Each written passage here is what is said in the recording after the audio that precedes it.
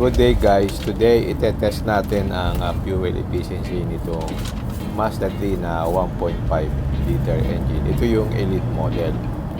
So I'll be going to Subic on a business trip. So itetest natin kung how efficient ang kanyang fuel consumption. So tara, samahan nyo ako.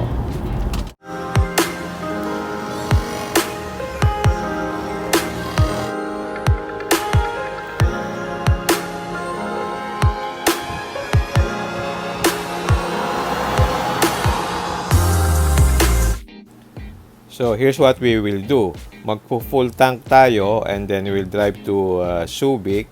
And then pagbalik, full tank again so we can measure how much fuel was consumed.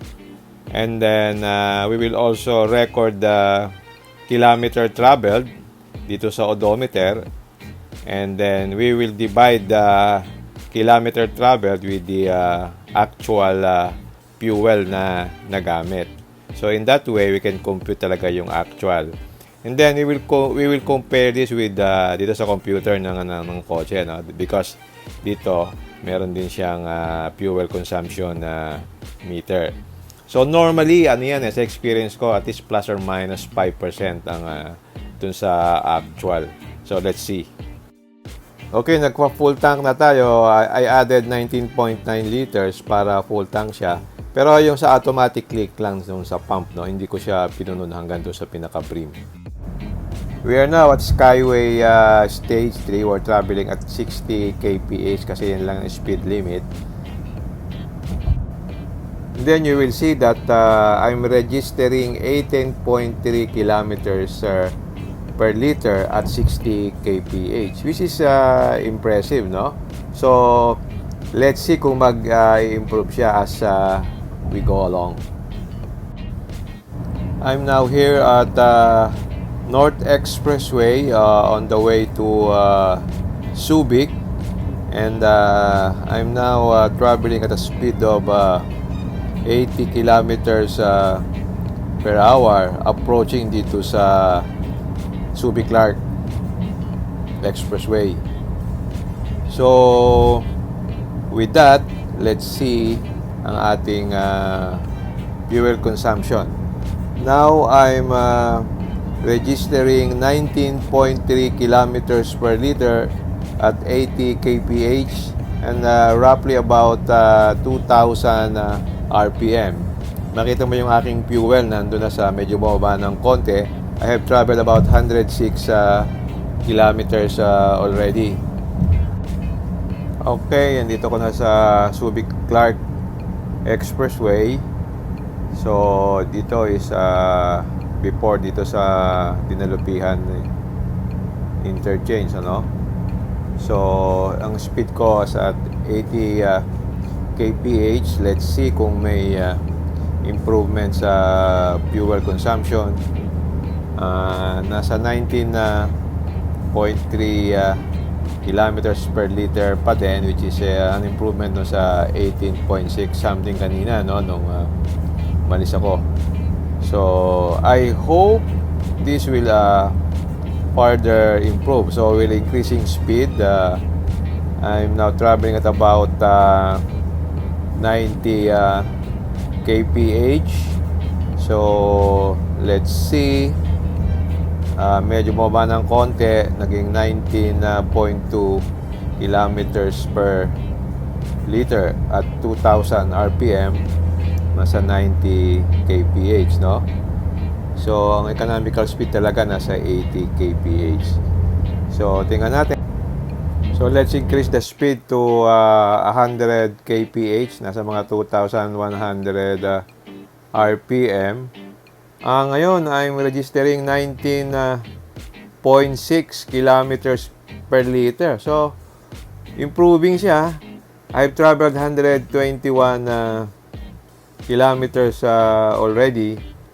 And then, speed ko nasa mga 90 to 100 ang ano ko. Hindi ako lumalampas ng 100 kasi baka mahuli na naman ako ng overspeeding. Napansin ko nga pala dito, kailangan dahan-dahan ang pagtapak mo sa silinyador kasi pag binigla mo parang nabubulunan siya, nag-high RPM.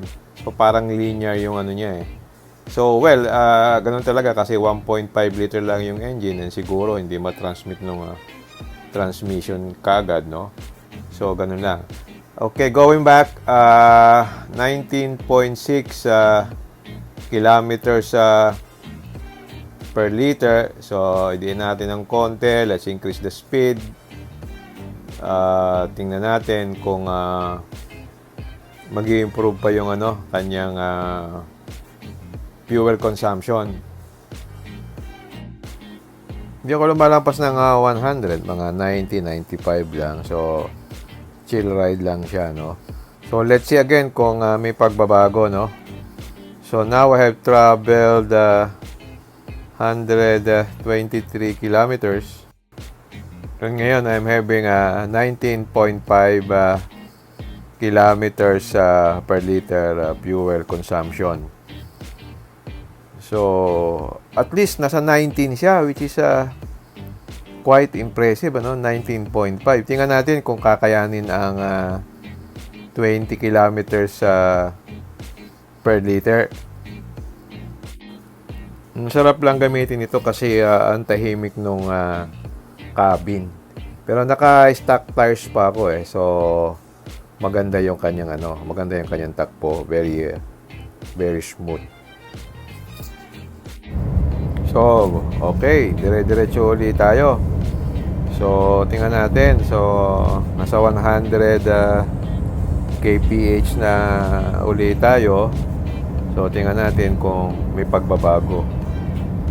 Napansin ko habang tumatagal, naging more efficient siya So, look at this. Now, it's 19.8 kilometers per liter, no? So, wow. It's almost 20 kilometers per liter na. So, para siyang diesel engine sa tipid. Can just imagine a gasoline engine registering this fuel consumption. You'll really be impressed, no? So, very, very very fuel efficient talaga. Let's see it again. 19.8, nasa 40 kilometers na ako. So, yung aking fuel gauge bumaba na sa 1.8 nung fuel gauge, So, yan. Tuloy-tuloy lang tayo. Alright. Let's see again. Ito, medyo hindi ka pwedeng mag-overtake dito. So, we reduce our speed kasi may ginagawa sa kalye. And look at that. It's now 19.9 kilometers per liter from 19.8 naging 19.9 na. Wow, patipid yan ang patipid. Totoo ba to? This really shows talaga na the Skyactiv engine of Mazda is very fuel efficient. Remember, yung Skyactiv, they increase the pressure so that the combustion pressure is higher. So, mas fuel efficient siya. Tapos, 5 years na yung pre-maintenance. So, saan ka pa? Okay. 19.9. Andito na tayo sa exit ng Subic Expressway. Papasok na tayo dito sa Tipo Expressway, no? So, wala pa akong RFID. So, pumila muna ako dito. Ang toll fee na 463 something. So, balikan almost 1,000 pesos. Testing nasa 100 kilometers. Tingnan natin pag i-equalize to. So, nasa mga 2,000 RPM siya. So, testingin natin. Ilagay natin sa power mode kung anong mangyayari. Ito, switch ko Makita mo yung mga sport mode pala. Sorry, sports mode. Makita mo yung sa sports mode na may iilaw. Same speed ako, pero ang RPM ko mas mataas. So, yun ang difference pag naka-power mode. So, ginagamit mo ito siguro pagka yung may mga uphill climb. So, you need more power. Pero ang niya is yung you consume more fuel. Now, so sige So, ibabalik ko ulit ngayon siya sa normal mode. Yan o. Biglang bumaba yung ano. Biglang bumaba yung RPM. So yan ang ano, yan ang difference ng power mode. Okay. Okay, nandito na tayo. Tumigil tayo dito. Medyo na traffic tayo dito sa may Balintawak exit. So pabalik na ako, no. Nakapag-travel na ako ng 294 kilometers. And then ang average fuel consumption ko is 18.7